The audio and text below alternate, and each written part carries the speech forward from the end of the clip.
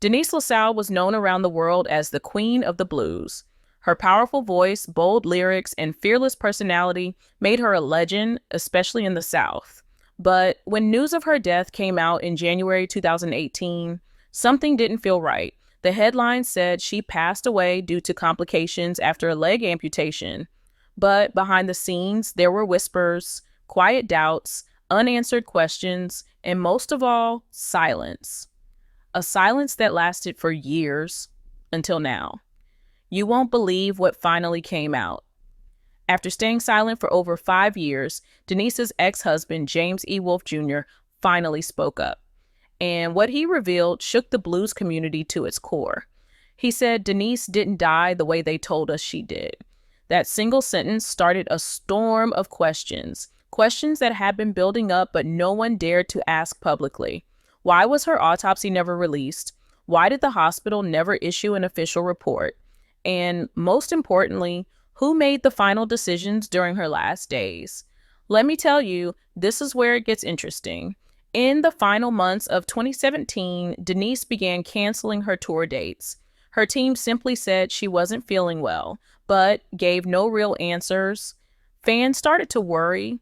Yes, she had diabetes, and yes, she had mobility issues for years, but she had always managed it. She was still performing, still meeting fans, and even working on music. Then, all of a sudden, she was in the hospital for what they called a minor procedure. That was the first red flag. Within just a few weeks, she had a leg amputation, and shortly after that, she was gone. But here's the shocking part. No autopsy report was ever made public, no hospital statement, no full explanation. And strangely, her ex-husband, who had once been her closest companion, musical partner, and part of her inner circle, said absolutely nothing. No tribute, no post, no interview. People thought maybe he was just heartbroken. But now we know the truth was far more complicated. James Wolfe finally broke his silence in a small podcast interview. It wasn't a big platform. It wasn't even a formal press event. But what he said in that simple setting flipped everything upside down. He said he was told to stay quiet, that there were people around Denise who didn't want the truth to come out. He said he was pressured. And now, after all these years, he was done being silent. He had nothing to lose anymore. This is where destiny took an unexpected turn. Wolfe shared that he was one of the first people contacted when Denise's health took a sudden turn. Despite being divorced, they still had a strong connection. He was told she was stable and resting after the surgery. But then, just 2 days later, he got the call. She was gone. When he asked for more information, he was told very little. Just that she had complications and passed away. No details, no records. When he asked for the hospital files or her autopsy, he said he was denied again and again. Even though he had legal standing as a former spouse and business partner, they told him he had no right to the documents. Now, this is where things start to get even more suspicious.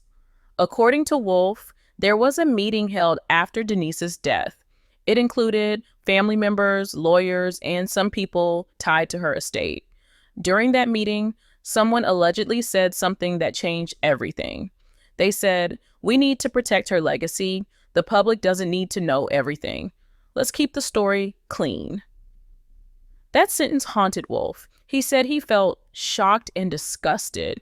At the time, he stayed silent out of fear of backlash, fear of the powerful people around Denise, fear that if he spoke out, he would be shut down or worse. But here's the part that makes this story truly disturbing. Wolfe hinted that Denise may have been misdiagnosed, that someone without proper knowledge made decisions about her treatment, that her sudden decline wasn't natural at all. He didn't name names, but he made it very clear. There were people around Denise making choices she didn't fully agree with. And that's where it all starts to fall apart. Because now the story isn't just about an artist who died too soon. It's about whether that death could have been avoided, or worse, whether someone didn't listen when Denise said something wasn't right.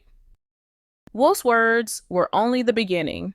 What followed next opened a doorway into a part of Denise LaSalle's final days that no one outside her closest circle had ever seen. Let me tell you, this is where it gets darker and even more confusing. He shared something that hadn't been talked about before. Denise had serious doubts about the surgery. According to him, she was nervous and unsure about the hospital's plan. She even told him directly, "If something happens to me, don't let them make it pretty. Tell the truth." That single sentence became the reason Wolf said he couldn't stay silent any longer. But the craziest part, Wolf claimed that there were important documents, emails, medical records, even legal files that were missing or hidden. Some of them, he believed, were removed or never filed during the early stages of the investigation. And just when you thought it couldn't get any worse, he dropped another bombshell. He said there was someone still alive, someone who had been with Denise during her final days, who knew everything but refused to speak. This mysterious person wasn't just a friend or assistant. According to Wolf and other sources, this person was deeply involved in Denise's personal and business life. Not only were they by her side at the hospital, but they also had access to her private medical information, financial files, and more importantly, her power of attorney. And this is where it gets interesting. That legal authority gave them the right to make decisions on Denise's behalf, especially when she was too weak to speak for herself. Now think about that for a moment. Denise may have been in a fragile state, scared and unsure, and yet someone else had full legal control over what happened to her. And if that person chose the hospital, approved the surgery, and made choices without sharing all the details with the rest of the family, what exactly were they hiding? You won't believe what came next. An anonymous source who once worked with Denise's management team revealed shocking details. This person claimed that in her final months, Denise had already started the process to remove that power of attorney from the person currently in control. She was allegedly planning to name someone else, someone she trusted more. But unfortunately, those changes were never completed. The papers were unsigned, and her authority stayed with someone she no longer believed in. Now, here's where destiny took another unexpected turn. A few weeks after Denise's death, someone leaked what appeared to be an updated will. The document wasn't signed, but it clearly named a different person to manage Denise's estate and legal matters. If proven real, this could mean Denise died with the wrong person still in control of her life. And everything that happened after she entered that hospital may have gone against her final wishes. Wolf said he asked direct questions to that individual. Questions about what Denise had told them, how her treatment was handled, and why things moved so quickly. But every time he was met with silence, or worse, anger. He said they accused him of stirring up drama, of disrespecting Denise's memory. But to him, this wasn't about drama. This was about honoring what Denise wanted. And it's not just Wolf who's asking questions. Over the years, some of Denise's fans noticed something odd. Interviews from her close friends were being deleted from YouTube. Posts on fan pages were being removed. One Facebook group even got suspended after talking about rumors surrounding her medical records. What were they trying to erase? Why was so much effort being made to keep people from talking? This is where the pieces really start to come together. Denise entered the hospital for something that wasn't supposed to be life-threatening. Her health declined quickly. She passed away. No autopsy was released. Her ex-husband was denied access to the truth. And someone with full control over her estate refused to answer simple questions. If that doesn't sound like a cover-up, what does? But just when it seemed like the dust had settled and the story might fade into silence again, a new piece of the puzzle was leaked. And this one turned everything upside down. A former hospital staff member came forward anonymously, claiming that Denise had actually refused the surgery at first. You heard that right. According to this insider, Denise had signed a medical release form that clearly stated she did not want the amputation. If this document is real, it means her final surgery, what doctors said led to her death, may have been done against her will. Now, this is where it gets truly disturbing. If Denise declined surgery and someone else went over her head using power of attorney, then that changes everything. It turns the story from a tragic health issue into something far more serious, something that could point to medical misconduct, legal betrayal, or even intentional silencing. And the person who had that legal power still hasn't said a word. Let me tell you, the fans weren't quiet about this. The hashtag Now Have Justice for Denise began trending in blues communities online. People demanded answers. They wanted the autopsy released. They wanted transparency.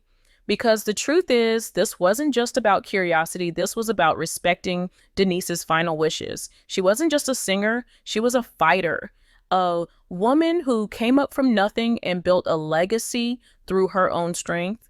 To think her last decisions might have been overruled by someone else is heartbreaking. And that's not even the end of it. Wolf revealed that when he tried to reopen the case or file legal requests for records, he was blocked at every step. The hospital told him the files were sealed. The estate said he wasn't entitled to anything. And according to two journalists who had tried to get the autopsy report themselves, official requests were rejected again and again. Why seal it? Why hide something that's supposed to be part of public record? This is how cover-ups begin, through silence, delay, and paperwork. And here's the craziest part. Multiple sources claimed that Denise suspected something was wrong even before she got sick. She had told people close to her that she didn't trust some of the individuals managing her money or business. One friend said Denise believed people were using her name to make financial decisions without her approval. Another claimed Denise was thinking about restructuring her will, changing her legal team, and even moving some of her assets. But fate didn't give her enough time.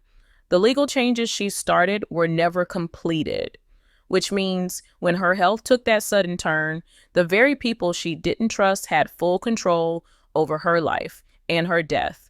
And now they're the ones deciding what the public gets to know. This is where the story goes beyond just medical mystery. It touches on power, silence, and legacy. Denise built her life around truth. She sang it. She lived it. But in her final days, the truth might have been buried beneath legal strategies and personal agendas. And the people who promised to protect her may have been the ones keeping the truth locked away. Now, we come to the part that no one saw coming. The part that shifts this from a quiet controversy to something that could shake the legacy of Denise LaSalle forever. All signs now pointed to one thing. The missing autopsy report wasn't just forgotten. It was deliberately sealed.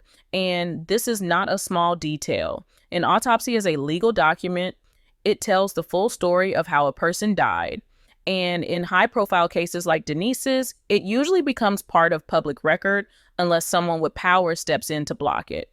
Let me tell you, when reporters began digging into this, they hit wall after wall.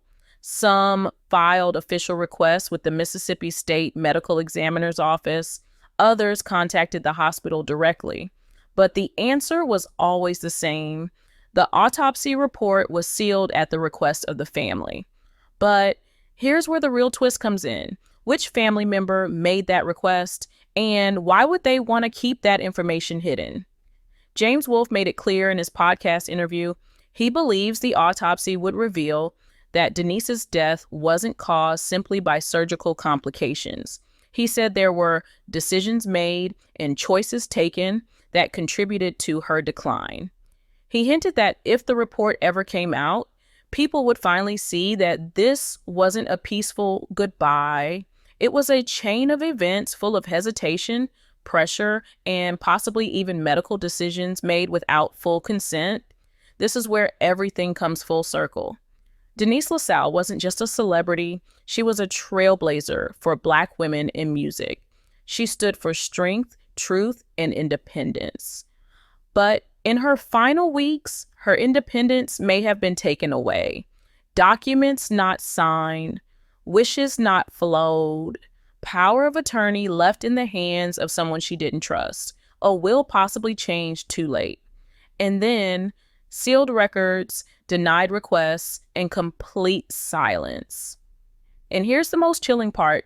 The person believed to hold all these answers, the one who had full access to Denise's room, records, finances, and medical files, has never once spoken publicly. No interview, no statement, no explanation. They've remained completely in the shadows, while Wolf and others fight to have Denise's voice heard one last time. So what does this mean now? It means the fans, the media, and those who love Denise must keep asking the hard questions. Because when someone dies with so many secrets around them, silence isn't respect, it's a warning. A warning that someone is protecting themselves, not the legacy of the woman they claim to care about. And if what Wolf said is true, if Denise said, don't let them make it pretty, tell the truth, then we owe it to her to do exactly that. The truth matters. Her story matters. And what makes this story different is that it's not just about how a legend died. It's about how easily the truth can be buried if no one fights to uncover it. So ask yourself, why seal the autopsy? Why deny records? Why refuse to speak if everything was handled properly? Why hide it? The fans aren't buying the official version anymore. The questions are getting louder. And until there are real answers, Denise LaSalle's story remains unfinished. Because justice for Denise isn't just about music or legacy, it's about truth. The truth she sang about, the truth she lived by, and the truth that now, more than ever, deserves to be heard.